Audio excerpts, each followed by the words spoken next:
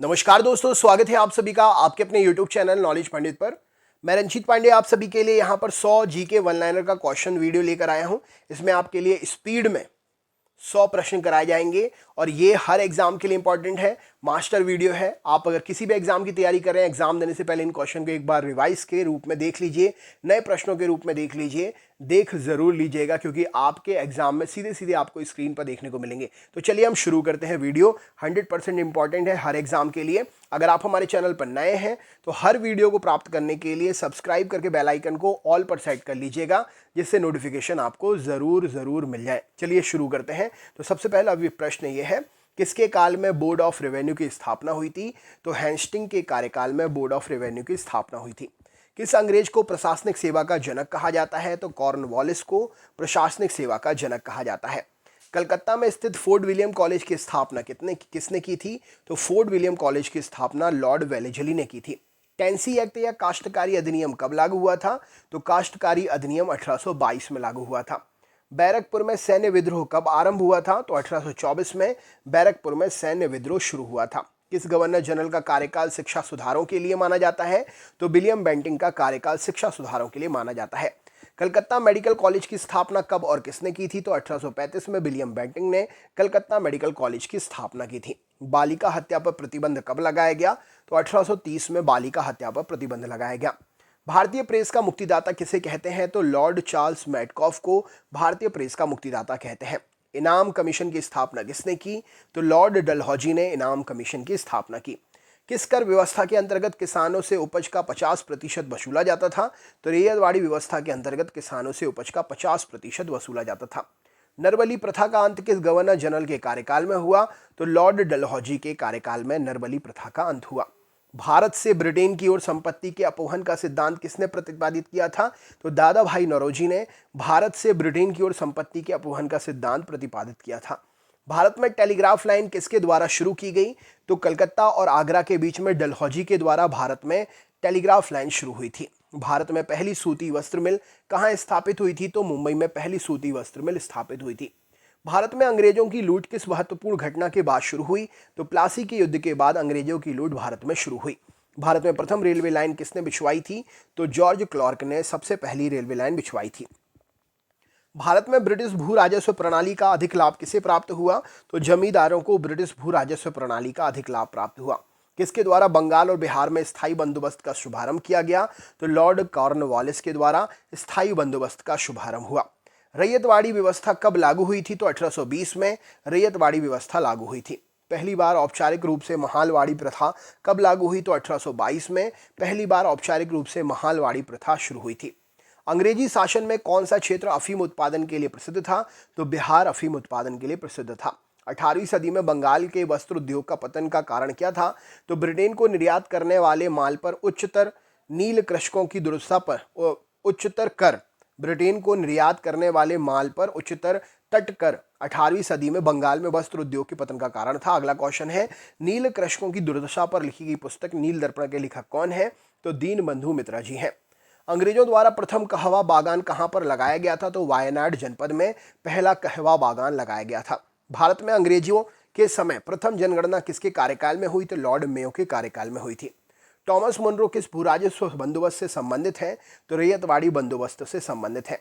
स्थायी बंदोबस्त के तहत जमींदारों को पूरे राजस्व का कितना प्रतिशत राज्य को देना तय हुआ था? तो 89% राज्य को देना तय हुआ था। भारत में भारतीयों द्वारा 1881 में स्थापित तथा उनके प्रबंध में चलने वाली समिति देयता का प्रथम बैंक कौन सा था? तो अवध कमर्शियल बैंक पहला बैंक था। अंग्रेजों द्वारा पहली बार स्थायी बंदोबस्त कहां पर शुरू हुआ था? तो मद्रास प्रेसिडेंसी और मुंबई प्रेसिडेंसी में स्थायी बंदोबस्त शुरू हुआ था पहली बार। भारत में इस्पात का उत्पादन सर्वप्रथम कब शुरू हुआ? तो 1913 में शुरू हुआ।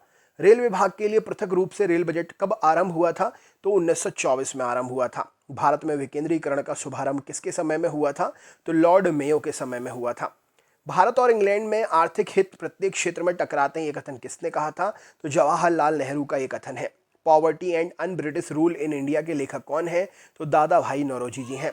भारत में आधुनिक उद्योगों की स्थापना प्रारंभ कब हुई? तो 1850 में हुई। भारत में रेलवे की स्थापना को आधुनिक उद्योगों की अग्रदूत जननी की संज्ञा किसने दी? तो कार्ल मार्क्स ने अग्रदूत की ये जननी की संज्ञा दी। भारत में पहली पटसन मिल कहाँ स्थापित हुई थी? तो शिशरा बंगाल में पहली पटसन मिल स्थापित हुई थी। सर्वप्रथम लोहा इस्पात उद्योग की स्थापना कहाँ हुई? तो बिहार में हुई थी।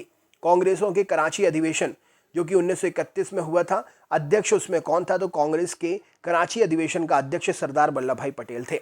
भारत में अंग्रेजों की भूमि खरीदने और बसने की अनुमति कब मिली? तो 1833 में अंग्रेजों के बसने और भूमि खरीदने की अनुमति मिली। The economic history of India नामक पुस्तक किसने लिखी है? तो रमेश चंद्र दत्त जी ने लिखी है। 1938 में भारतीय राष्ट्रीय कांग्रेस के अनुरोध पर राष्ट्रीय योजना समिति बनाई गई। उसके अध्यक्ष कौन थे? तो जवाहरलाल नेहरू जी थे। किसके काल में सिंचाई आयोग का गठन हुआ? तो लॉर्ड कर्जन के कार्यकाल में सिंचाई आयोग का गठन हुआ। कृषि विभाग की स्थापना कब की गई? तो 1872 में हुई थी। किस स्थान पर 1866 में भीष्म अकाल पड़ा था? तो उड़ीसा में 1866 में भीषण अकाल पड़ा था। कलकत्ता में मुस्लिम शिक्षा के विकास के लिए मदरसा कब स्थापित हुए? तो 1772 में मदरसे स्थापित हुए थे। पहले समाचार पत्र बंगाल गजट का प्रकाशन कब हुआ था? तो 1780 में बंगाल गजट का प्रकाशन हुआ था। गीता का अंग्रेजी में अनुवाद किसने किया था? तो विलियम विल्किंस ने अंग्रेजी में अनुवाद किया था। बिजली संचालित तार सेवा पहली बार कहाँ आरंभ हुई थी? तो कलकत्ता और आगरा के मध्य आरंभ हुई थी। बनारस संस्कृत विश्वविद्यालय के संस्थापक कौन थे? तो जोनाथन डंकन बनारस संस्कृत विश्वविद्यालय के संस्थापक थे। प्रशासनिक अव्यवस्था के कारण डलहौजी ने कौन सा राज्य ब्रिटिश साम्राज्य में मिला लिया था? तो अवध को ब्रिटिश साम्राज्य में डलहौजी ने मिला लिया था। भारत में आधुनिक शिक्षा प्रणाली की नींव कब पड़ी? तो 1835 में आधुनिक शिक्षा प्रणाली की नींव पड़ी। भारत में डाक टिकट किसने आरंभ किए थे? तो लॉर्ड डलहौजी ने डाक टिकट भारत में आरंभ किए थे। अवध के स्वायत्त राज्य के संस्थापक कौन थे? तो सादत खान बुरहान उन मुल्क अवध में स्वायत्त राज्य के संस्थापक माने जाते हैं। सुरक्षा प्रकोष्ठ नीति किससे संबंधित है? तो वॉरेन हेस्टिंग्स से संबंधित है। किस भारतीय को रॉबर्ट क्लाइव ने बिहार का दीवान बनाया था? तो राजा शिताब राय को रॉबर्ट क्लाइव ने बिहार का दीवान बनाया था। महाराणा रणजीत सिंह के उत्तराधिकारी कौन थे? तो खड़क सिंह उत्तराधिकारी थे रणजीत सिंह जी के। स्थायी बंदोबस्त का सिद्धांत किसने दिया? तो लॉर्ड कॉर्नवालिस ने दिया था। सहायक संधि प्रणाली के जनक कौन थे? तो लॉर्ड वेलेजली थे। महारानी विक्टोरिया का घोषणा पत्र किसने पढ़कर सुनाया था? लॉर्ड कैनिन ने पढ़कर विक्टोरिया जी का घोषणा पत्र सुनाया था। रणजीत सिंह किस मिसल से संबंधित थे? तो ये सुरचकिया मिसल से संबंधित थे। किसने अपनी राजधानी मुर्शिदाबाद से मुंगेर स्थापित की थी? तो मीर कासिम ने मुर्शिदाबाद से मुंगेर राजधानी स्थापित की थी।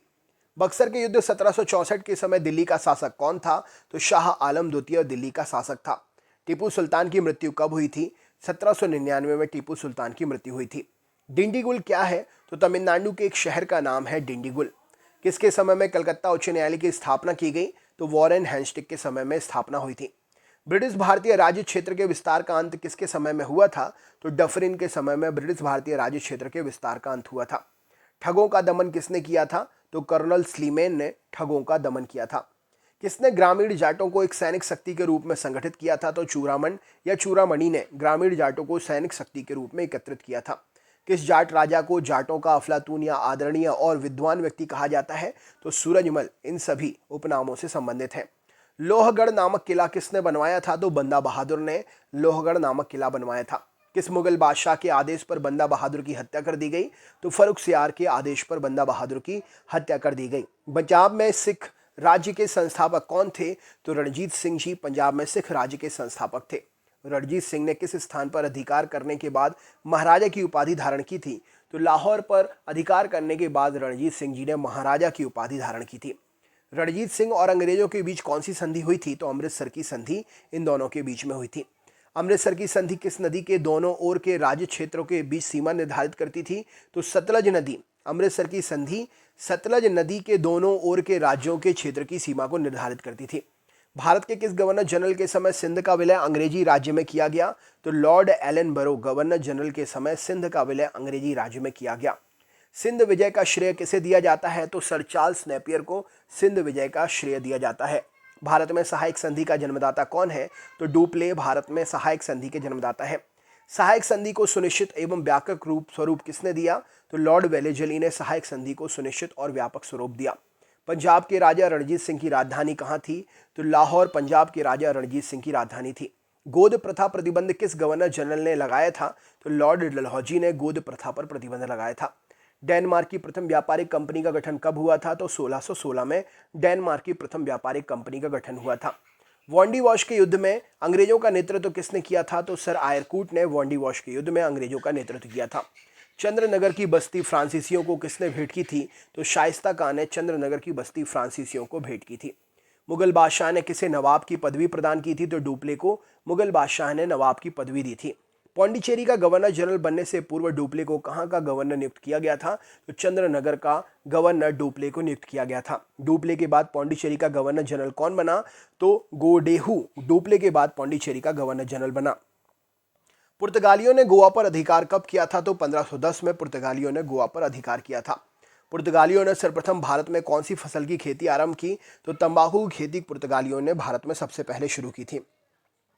किसके शासनकाल में अंग्रेजों ने दिल्ली पर कब्जा किया था? तो शाह आलम द्वितीय के शासनकाल में अंग्रेजों ने दिल्ली पर कब्जा किया था।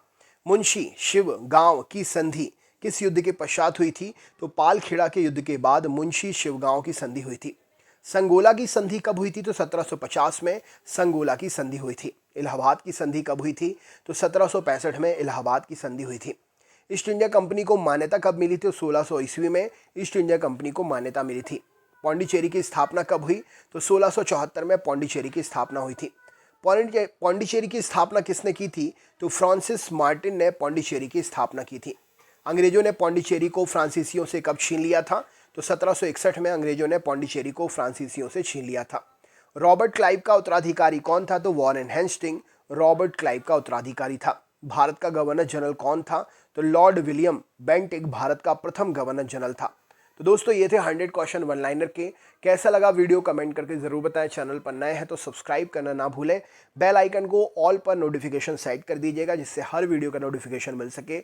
और प्लीज़ लाइक करना ना भूलें, लाइक ज़रूर करें। मिलते हैं नेक्स्ट टॉपिक में नेक्स्ट वीडियो में। बहुत बहुत धन्यवाद।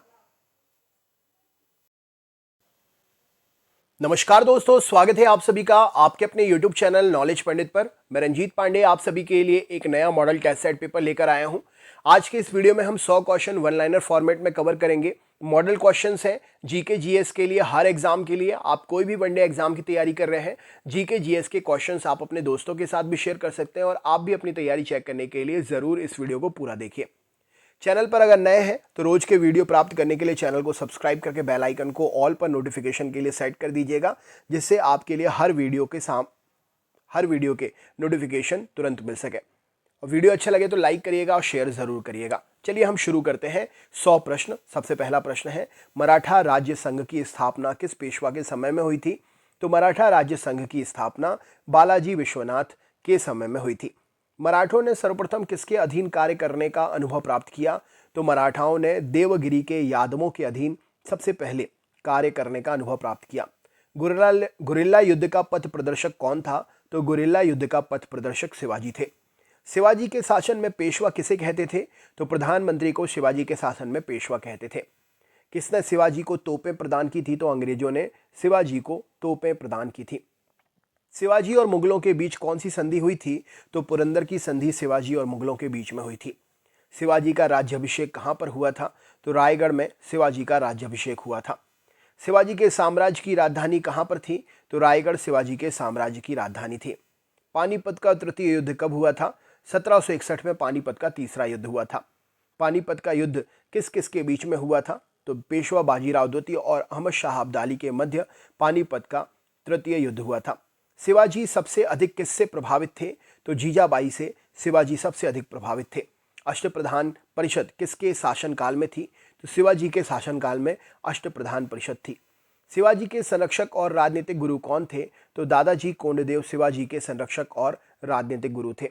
किस मराठा सरदार ने सबसे पहले लॉर्ड वेलेजली की सहायक संधि को स्वीकार किया था? तो पेशवा बाजीराव द्वितीय ने लॉर्ड वेलेजली की सहायक संधि को स्वीकार किया था। सरे जामी प्रथा किससे संबंधित है? तो मराठा भू राजस्व व्यवस्था से सरे जामी प्रथा संबंधित है। बीजापुर के सुल्तान ने किस सरदार को शिवाजी को जिंदा या मुर्दा पकड़ने के लिए भेजा था? तो बीजापुर के सुल्तान ने अफजल खां को शिवाजी को जिंदा या मुर्दा पकड़ने के लिए भेजा था। मुगलों की कैद से भागने के समय शिवाजी किस जेल में थे? तो आगरा की जेल में मुगलों की कैद से भागने के समय शिवाजी थे।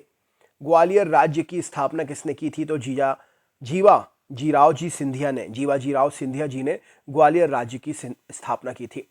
किस इतिहासकार ने पानीपत की लड़ाई को स्वयं देखा था? तो काशीराज पंडित ने पानीपत की लड़ाई को स्वयं देखा था।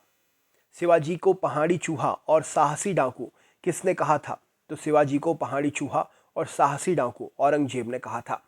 शिवाजी औरंगजेब के दरबार में आगरा कब उपस्थित हुए थे? तो 1666 में शिवाजी औरंगजेब के दरबार में आगरा में उपस्थित हुए थे। मराठा शासन को किसने सरल और कारगर बनाया? तो बालाजी विश्वनाथ ने मराठा शासन को सरल और कारगर बनाया। शिवाजी का अंतिम सैन्य अभियान कौन सा था? तो कर्नाटक का अभियान शिवाजी का अंतिम सैन्य अभियान था। शिवाजी के अष्टप्रधान को जो सदस्य विदेशी मामलों की देखरेख करता था उसे क्या कहते थे? तो शिवाजी के अष्टप्रधान सदस्यों में सुमंत था जो विदेशी मामलों की देखरेख करता था। मराठा शासन में सर ए नौबत क्या होता था? तो मराठा शासन में सर ए नौबत का अर्थ सेनापति था। किस मराठा सरदार ने 1758 से 59 में पंजाब पर विजय प्राप्त की थी? तो रघुनाथ राव ने मराठा सरदार ने 1758-59 में पंजाब पर विजय प्राप्त की थी। किस मराठा सरदार ने सेना का गठन यूरोपीय ढंग से किया था? तो महादजी सिंधिया ने जो सेना का गठन किया था वह यूरोपीय ढंग से किया था। शिवाजी का जन्म कहाँ पर हुआ था? तो शिवनेर के दुर्ग में शिवाजी का जन्म हुआ था। किस भाषा को शिवाजी ने अपने दरबार में लागू किया था? तो मराठी भाषा को अपने दरबार में शिवाजी ने लागू किया था। शिवाजी से लड़ने के लिए जयसिंह को किस मुगल शासक ने भेजा था? तो औरंगजेब ने शिवाजी से लड़ने के लिए जयसिंह को भेजा था। शिवाजी का राज्याभिषेक कब हुआ था? तो 1674 में शिवाजी का राज्याभिषेक हुआ था। शिवाजी की आय का मुख्य साधन क्या था? तो चौथ शिवाजी की आय के मुख्य साधन थे। झलकी की संधि किस किस के मध्य में हुई थी? तो हैदराबाद के निजाम और बालाजी बाजीराव के बीच में झलकी की संधि हुई थी। खेड़ा का युद्ध कब हुआ था? तो 1707 में खेड़ा का युद्ध हुआ था। पाल खेड़ा का युद्ध कब हुआ था? तो 1728 में पाल खेड़ा का युद्ध हुआ था। किसके शासनकाल में अंग्रेजों ने दिल्ली पर कब्जा किया? तो शाह आलम द्वितीय के शासनकाल में अंग्रेजों ने दिल्ली पर कब्जा किया। मुंशी शिवगांव की संधि किस युद्ध के पश्चात हुई? तो मुंशी शिवगांव की संधि पालखेड़ा युद्ध के बाद में हुई थी। संगोला की संधि कब हुई? तो 1750 में संगोला की संधि हुई। इलाहाबाद की संधि कब हुई? तो 1765 में इलाहाबाद की संधि हुई। ईस्ट इंडिया कंपनी को मान्यता कब मिली? तो 1600 ईस्वी में ईस्ट इंडिया कंपनी को मान्यता मिली थी। पौंडीचेरी की स्थापना कब हुई? तो 1674 में पौंडीचेरी की स्थापना हुई थी। पौंडीचेरी की स्थापना किसने की थी? तो फ्रांसिस मार्टिन ने पौंडीचेरी की स्थापना की थी। अंग्रेजों ने पौंडीचेरी को फ्रांसीसियों से कब छीना था? तो 1761 में अंग्रेजों ने पौंडीचेरी को फ्रांसीसियों से छीना था। रॉबर्ट क्लाइव का उत्तराधिकारी कौन था? वॉरेन हेस्टिंग्स रॉबर्ट क्लाइव का उत्तराधिकारी था। भारत का प्रथम गवर्नर जनरल कौन था? तो लॉर्ड विलियम बेंटिंग भारत का प्रथम गवर्नर जनरल था। राज्य हड़प नीति या राज्य क्षय किसके द्वारा लागू किया गया? तो लॉर्ड डलहौजी के द्वारा राज्य हड़प नीति या राज्य क्षय लागू हुआ। राज्य हड़प नीति के अंतर्गत कौन कौन से भारतीय राज्य कब्जे में लिए गए? तो राज्य हड़प नीति के अंतर्गत झांसी, नागपुर, सतारा, जयपुर, अवध, संबलपुर भारत के ये राज्य हड़प नीति के अंतर्गत कब्जे में लिए गए। भारत का प्रथम वायसराय कौन था? तो लॉर्ड कैनिन भारत का प्रथम वायसराय था। तीसरे आंग्ल मैसूर युद्ध को रोकने के लिए टीपू सुल्तान ने कौन सी संधि की थी? तो श्रीरंगपट्टनम की संधि तीसरे आंग्ल मैसूर युद्ध को रोकने के लिए टीपू सुल्तान ने की थी। 1757 में क्लाइव ने किसे पराजित किया था? तो सिराजुद्दौला को 1757 में क्लाइव ने पराजित किया था। प्लासी के युद्ध में अंग्रेजी सेना का नेतृत्व किसने किया? तो रॉबर्ट क्लाइव ने प्लासी के युद्ध में अंग्रेजी सेना का नेतृत्व किया था। बक्सर का युद्ध कब हुआ था? तो 1764 में बक्सर का युद्ध हुआ था। बक्सर के युद्ध में अंग्रेजी सेना का नेतृत्व किसने किया था? तो हेक्टर मुनरो ने बक्सर के युद्ध में अंग्रेजी सेना का नेतृत्व किया था। सुगौली की संधि किस किसके बीच में हुई थी? तो ईस्ट इंडिया कंपनी और नेपाल के बीच में सुगौली की संधि हुई थी। टीपू सुल्तान की मृत्यु कहाँ पर हुई थी? तो श्रीरंगपट्टनम में टीपू सुल्तान की मृत्यु हुई थी। ठगी प्रथा के उन्मूलन में कौन से गवर्नर जनरल की प्रमुख भूमिका थी? तो विलियम बेंटिंग की ठगी प्रथा के उन्मूलन में प्रमुख भूमिका थी। वोडेयार किसके शासक थे? तो मैसूर रियासत के शासक थे वोडेयार। टीपू सुल्तान की राजधानी कहाँ पर थी? तो श्रीरंगपट्टनम टीपू सुल्तान की राजधानी थी। क्लाइव को बंगाल का गवर्नर कब बनाया गया? तो 1757 में क्लाइव को बंगाल का गवर्नर बनाया गया। द्वैध शासन का अंत किसने किया था? वॉरेन हेस्टिंग्स ने द्वैध शासन का अंत किया था। अंग्रेजों का सबसे अधिक विरोध किसने किया? मराठाओं ने अंग्रेजों का सबसे अधिक विरोध किया था। वह पुर्तगाली कौन था जिसने गोवा पर अधिकार कर लिया? तो अल्फांसो डी अल्बुकुर्क वह पुर्तगाली था जिसने गोवा पर अधिकार किया। भारत में ईस्ट इंडिया कंपनी का पहला गवर्नर जनरल कौन था? तो वॉरेन हेस्टिंग्स भारत में ईस्ट इंडिया कंपनी का पहला गवर्नर जनरल था। किस यूरोपीय देश ने भारत में सबसे पहले अपना व्यापार फैलाया? तो पुर्तगाल यूरोपीय देश ने भारत में अपने सबसे पहला व्यापार फैलाया। वास्को डी गामा भारत कब आया था? तो 1498 में वास्को डी गामा भारत आया था। वास्को डी गामा भारत में किस स्थान पर उतरा? तो कालीकट में वास्को डी गामा भारत में उतरा था। वास्को डी गामा कहाँ का रहने वाला था? तो पुर्तगाल का रहने वाला था वास्को डी गामा। किस अंग्रेज ने सम्राट जहांगीर के दरबार में आकर भेंट की थी? तो सर टॉमस रो ने सम्राट जहांगीर के दरबार में आकर भेंट की थी। गोवा, दमन और दीव का उपनिवेशीकरण किसके द्वारा हुआ? तो गोवा और दमन दीव का उपनिवेशीकरण पुर्तगालियों के द्वारा हुआ। अंग्रेजों ने अपनी प्रथम कंपनी लगाने के लिए किसे अनुमति प्राप्त की थी? तो अंग्रेजों ने अपनी प्रथम कंपनी लगाने के लिए जहांगीर से अनुमति प्राप्त की थी। अंग्रेजों ने अपनी प्रथम फैक्ट्री कहाँ पर लगाई? तो सूरत में अंग्रेजों ने अपनी पहली फैक्ट्री लगाई थी। भारत के समुद्री मार्ग की खोज किसने की? वास्को डी गामा ने भारत के पहले समुद्री मार्ग की खोज की थी। तृतीय कर्नाटक युद्ध का संधि का क्या नाम था? तो तृतीय कर्नाटक युद्ध की संधि का नाम पेरिस की संधि था। वास्को डी गामा के कालीकट उतरने पर उसका स्वागत किसने किया था? तो कालीकट के राजा जमोरिन ने वास्को डी गामा का स्वागत किया था। ब्रिटिश के साथ बेसन की संधि किस पेशवा ने की थी? तो ब्रिटिश के साथ में बेसन की संधि बाजीराव द्वितीय ने की थी। किस पुर्तगाली ने नीले पानी की नीति अपनाई थी? तो फ्रांसिस्को डी अल्मीडा ने नीले पानी की नीति अपनाई थी। भारत में पुर्तगाली साम्राज्य का संस्थापक किसे माना जाता था? तो अल्फांसो डी अल्बुकुर्क को भारत में पुर्तगाली साम्राज्य का संस्थापक माना जाता था। पुर्तगालियों में भारत का पहला गवर्नर जनरल कौन था? तो पुर्तगालियों का भारत का पहला governor general Francisco de Almeida था। भारत आने वाला प्रथम डच नागरिक कौन था? तो कार्नेलिस डहस्तमान भारत आने वाला पहला डच नागरिक था। डचों ने गोवा पर आक्रमण कब किया? तो 1639 में डचों ने गोवा पर आक्रमण किया। डुप्ले भारत का फ्रेंच गवर्नर कब बना? तो 1742 में डुप्ले भारत का फ्रेंच गवर्नर बना। जहांगीर ने किसे खान की उपाधि दी थी? तो हॉकिंस को जहांगीर ने खान की उपाधि दी थी। आगरा और सीकरी पहुंचने वाला अंग्रेज व्यापारी कौन था? तो रॉल्फ फिच आगरा और सीकरी पहुंचने वाला अंग्रेज व्यापारी था। डचों ने अपनी पहली फैक्ट्री 1605 में कहाँ स्थापित की थी? तो मूसलीपट्टम में डचों ने अपनी पहली फैक्ट्री स्थापित की थी। भारत का कौन सा नगर द्वीप पर स्थित है? तो मुंबई नगर द्वीप में स्थित है। पुर्तगालियों ने पहली व्यापारिक कोठी कहाँ पर खोली थी? तो कोचीन में पुर्तगालियों ने पहली व्यापारिक कोठी खोली थी। अंग्रेजों ने अपनी पहली फैक्ट्री कब लगाई? तो 1612 में अंग्रेजों ने अपनी पहली फैक्ट्री लगाई। किस शासक ने ईस्ट इंडिया कंपनी को दीवानी प्रदान की? तो शाह आलम द्वितीय ने ईस्ट इंडिया कंपनी को अपनी दीवानी प्रदान की थी।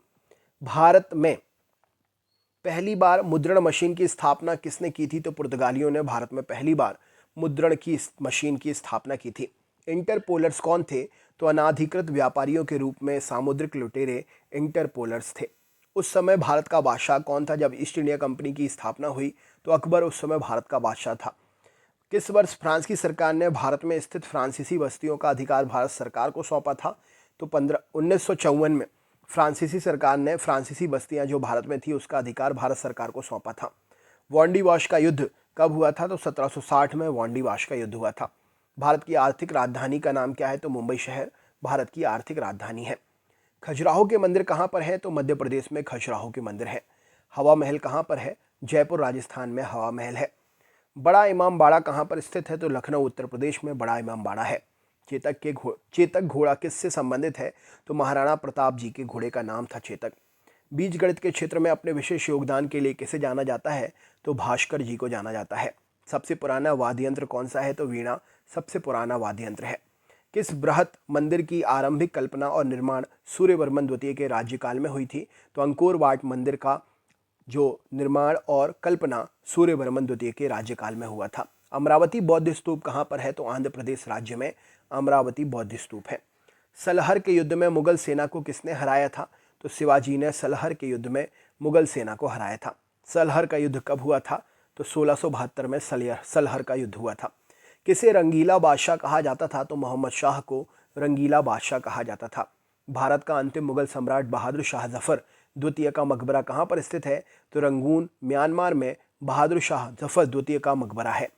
अहमद शाह अब्दाली ने भारत पर कितनी बार आक्रमण किया था? तो 8 बार अहमद शाह अब्दाली ने भारत पर आक्रमण किया था। नादिर शाह ने भारत पर आक्रमण कब किया? तो 1739 में नादिर शाह ने भारत पर आक्रमण किया था। शिवाजी के समय कितना राजस्व वसूला जाता था? तो भू राजस्व 33% वसूला जाता था। आगरा की जामा मस्जिद का निर्माण किसने कराया था? तो जहां आरा ने आगरा की जामा मस्जिद का निर्माण कराया था। किस सिख गुरु ने फारसी भाषा में जफरनामा लिखा था? तो गुरु गोविंद सिंह जी ने फारसी भाषा में जफरनामा लिखा था। गुरु नानक का जीवन परिचय किस सिख गुरु ने लिखा है? तो गुरु अर्जुन देव जी ने गुरु नानक जी का जीवन परिचय लिखा है। औरंगजेब के शासनकाल में बंगाल का नवाब कौन था? तो मुर्शिद कुली खां औरंगजेब के शासनकाल में बंगाल का नवाब था। शिवाजी की मृत्यु कब हुई थी? तो 12 अप्रैल 1680 को शिवाजी की मृत्यु हुई थी। औरंगजेब ने बीवी का मकबरे का निर्माण कब कराया था? तो औरंगजेब ने औरंगाबाद में बीवी के मकबरे का निर्माण 1679 में 1679 में कराया था। सामूगढ़ का युद्ध कब हुआ? तो 1658 में सामूगढ़ का युद्ध हुआ था। जहांगीर की पत्नी नूरजहां का वास्तविक नाम क्या था? तो मेहरुन्निसा जहांगीर की पत्नी नूरजहां का वास्तविक नाम था। हैदर अली मैसूर का शासक कब बना? तो 1761 में हैदर अली मैसूर का शासक बना। नादिर शाह कहाँ का शासक था? तो नादिर शाह ईरान का शासक था। माधवराव नारायण पेशवा कब बने? तो माधवराव नारायण पेशवा 1761 में बने। गुरु गोविंद सिंह जी ने खालसा पंथ की नींव कब डाली? तो 1699 में गुरु गोविंद सिंह जी ने खालसा पंथ की नींव डाली। किस सिख गुरु ने विद्रोही मुगल राजकुमार की सहायता धन और मन से की थी? तो गुरु अर्जुन देव जी ने विद्रोही मुगल राजकुमार की सहायता धन और मन से की थी। सैयद बंधुओं का पतन किसके समय में हुआ था? तो मोहम्मद शाह के समय में सैयद बंधुओं का पतन हुआ था। फर्रुख सियार किसके सहयोग से मुगल बादशाह बना? तो फर्रुख सियार सैयद बंधुओं के सहयोग से मुगल बादशाह बना। भारत पर आक्रमण करने वाले किस ईरानी शासक को ईरान का नेपोलियन कहते हैं? तो भारत पर आक्रमण करने वाले नादिर शाह को ईरान का नेपोलियन कहते हैं। किस राज्य के शासक नवाब वजीर कहलाते थे? तो अवध के शासक नवाब वजीर कहलाते थे। आदि ग्रंथ का समायोजन किसने किया था? तो गुरु अर्जुन देव ने आदि ग्रंथ का समायोजन किया था। तो दोस्तों ये थे 100+ क्वेश्चन। वीडियो कैसा लगा कमेंट करके ज़रूर बताइएगा। लाइक ज़रूर करिएगा। अगर आपने पूरा वीडियो देखा है और अच्छा लगा है तो अपने ग्रुप में भी शेयर करें। और डेली इसी प्रकार से वीडियोस प्राप्त करने के लिए चैनल के सब्सक्रिप्शन ले लीजिएगा, सब्सक्रिप्शन कर लीजिएगा और नोटिफिकेशन को ऑल पर सेट कर लीजिएगा। चलिए मिलते हैं नेक्स्ट टॉपिक में नेक्स्ट वीडियो में। बहुत बहुत धन्यवाद।